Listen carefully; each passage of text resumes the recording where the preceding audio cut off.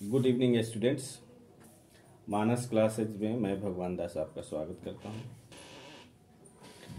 इस वीडियो में मैं ज्योमेट्री के कुछ ऐसे पॉइंट को रखूंगा जिससे अगर आप क्लास 9 तक ज्योमेट्री पर ध्यान नहीं दिए हैं तो ज्योमेट्री के प्रॉब्लम को कैसे सॉल्व करेंगे, ये पॉइंट उसमें उपयोगी होते हैं।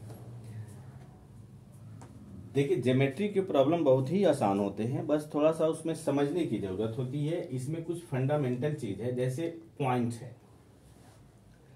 पॉइंट के चारों तरफ 360 डिग्री का एंगल बनता है। यदि किसी पॉइंट के चारों तरफ आप ऐसे घूम जाइए तो 360 का एंगल बनता है। इसका यूज हम ट्रायंगल के, सर्किल के विभिन्न खंडों में, सेक्शन में हम यूज करते हैं। ऐसे एक सेकंड पॉइंट है कि अगर कोई लाइन ऐसे है तो इस पॉइंट पर इसके इधर भी 180 डिग्री बनेगा और नीचे भी 180 डिग्री बनेगा। इन दोनों को ऐड करेंगे तो 360 डिग्री का एंगल बन जाएगा।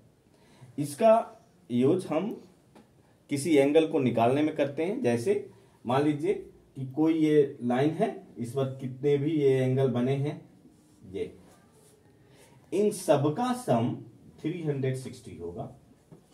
अगर इसमें कुछ एंगल में रेशियो दिया है, कुछ की वैल्यू दिया है, तो आप एंगल फाइंड कर सकते हैं। उसी तरह से मान लीजिए कि ये इसके चारों तरफ दिया गया हो और इधर भी एंगल हो, ऐसे हो, तो ये सब एंगल का कुछ रेशियो और कुछ एंगल की वैल्यू दी हो तो आप एंगल निकाल सकते हैं, वहां इसका यूज करते हैं। और सेकंड जो सबसे इंपॉर्टेंट है, इसके बिना ज्योमेट्री तो चल ही नहीं सकता। जैसे दो पैरेलल लाइंस है। पैरेलल लाइंस की मीनिंग समझ लीजिए। पैरेलल लाइंस मतलब इक्वल नहीं, इनके बीच का डिस्टेंस हमेशा सेम रहता है और ये लाइन कभी मिलती नहीं है। अगर कोई ट्रांसवर्सल लाइन ऐसे काटती है तो इसमें जो एंगल बने हैं, ये 1 2 3 4 5 6 7 8, इन सभी एंगल में एक रिलेशन होगा। If this side and this side are parallel, यानी A B C D, if A B parallel C D then corresponding angles are equal. पहला हो गया, करेस्पॉन्डिंग एंगल्स आर इक्वल। अब देखिए इसमें करेस्पॉन्डिंग एंगल कौन होगा, हम इसको पहचानने का आपको तरीका बताते हैं। देखिए जैसे ये है, इसका माउथ इधर है, ये इस साइड में इसका भी माउथ इधर होगा, तो ये करेस्पॉन्डिंग होगा। यानी जिस एंगल का जो माउथ है उसको आप बाइसेक्ट कीजिए तो उसमें जो लाइन निकले, एक डायरेक्शन में निकले, वो करेस्पॉन्डिंग एंगल कहलाएगा। तो ये इक्वल होगा यदि एंगल 1 इक्वल टू एंगल 5 और एंगल 6 इक्वल टू एंगल 2 और एंगल 4 इक्वल टू एंगल 8 और एंगल 3 इक्वल टू 7। ये होगा। ये आपको एंगल निकालने में, ये सभी आप, अगर एंगल 1 50 डिग्री का है तो ये 5 भी 50 डिग्री का होगा। सेकेंड है alternate angles are equal. Alternate angles are equal. Alternates it means transverse line के एक तरफ एक एंगल होना चाहिए, दूसरी तरफ एक एंगल होना चाहिए। इसमें भी दो है, एक इन दोनों जो पैरेलल लाइंस है इनके बीच का है और एक इनके बाहर का है। तो इंटरनल एंगल आप देखिए 5 3, ये इस लाइन के इधर ये है और इधर ये है, तो 5 इंटरनल एंगल इक्वल होगा इंटरनल अल्टरनेट।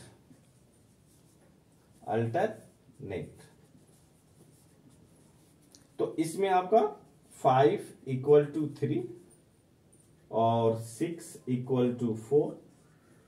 और फिर एक्सटर्नल एंगल में देखिए, एक्सटर्नल एंगल यानी जो पैरेलल लाइन है उनके बाहर 2 इक्वल टू 8 और 1 इक्वल टू 7। ये है, इसमें एंगल की वैल्यू आप निकाल सकते हैं। एक थर्ड है,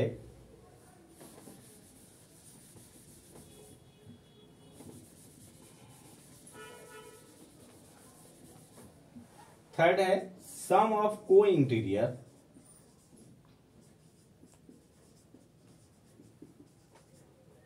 इज 180 आर सप्लीमेंट्री।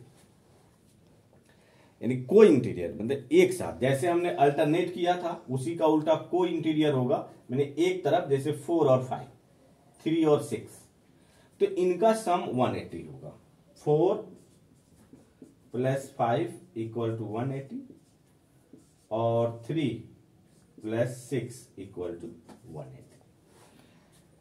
देखिए ये प्रॉब्लम सॉल्व करने में इनकी भूमिका काफी रहती है, चाहे वो आप ट्रायंगल सॉल्व कीजिए चाहे सर्कल सॉल्व कीजिए, हमेशा अल्टरनेट, करेस्पॉन्डिंग, सम ऑफ को इंटीरियर का यूज करते रहते हैं।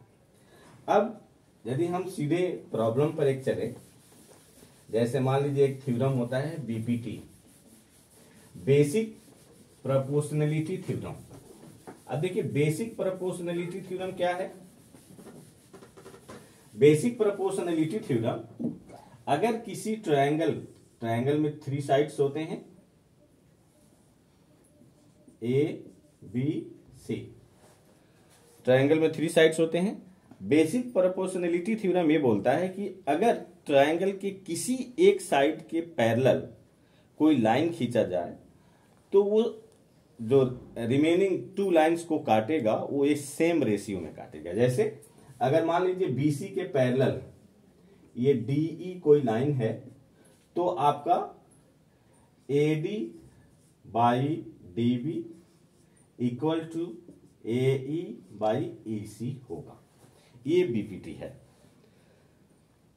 इस प्रॉब्लम को आप अगर मेरे कमेंट बॉक्स में दिखेंगे तो हम प्रूफ भी कर देंगे, लेकिन इसका यूज बहुत है प्रॉब्लम को सॉल्व करने में। जैसे मान लीजिए आपको दे दिया ये 3 और ये 6, ये 12 और ये x, तो आपसे क्या है कि x की वैल्यू फाइंड कीजिए, तो आप सीधे बाय बीपीटी आप रख दीजिए AD के जगह पर 3, DB के जगह पर 6 equal to x by 12, x की वैल्यू फाइंड कर लीजिए, x इक्वल टू 3 इंटू 12 और बाई 6, 3 2 जा 6, 2 6 जा 12, तो ये 6 हो जाएगा।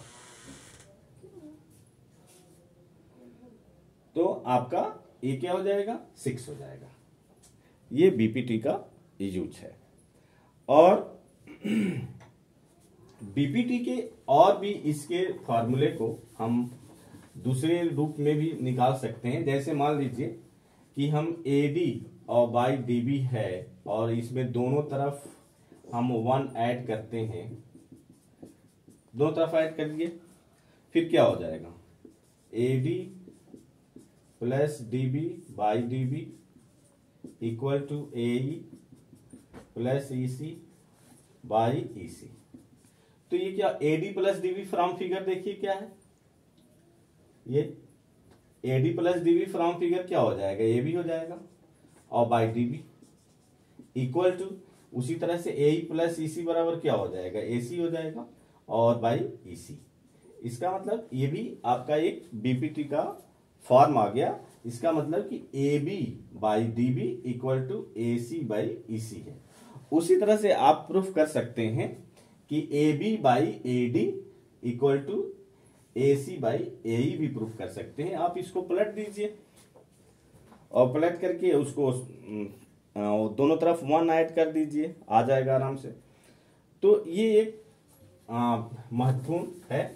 दूसरी बात मैं ये आपको समझाना चाहता हूं कि कुछ लड़के स्टूडेंट्स सिमिलर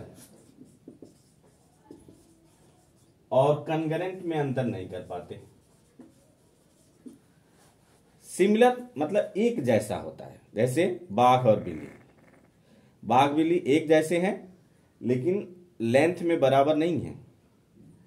कॉन्ग्रेंट में लेंथ इक्वल होता है और उनके एरिया भी इक्वल होंगे, लेकिन सिमिलर में जैसे एक मान लीजिए ये एक ट्रायंगल है और एक छोटा ट्रायंगल है,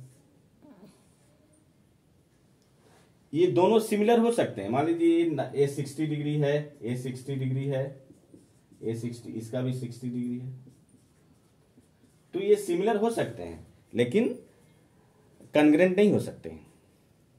बस स्टूडेंट्स, मैं शुरू किया हूं ज्योमेट्री का। अब अभी आपको मैंने इंट्रोडक्शन दिया कि ज्योमेट्री के प्रॉब्लम को कैसे टेकअप करेंगे और बहुत ही आसानी तरीके से हम ज्योमेट्री को सॉल्व कर सकते हैं।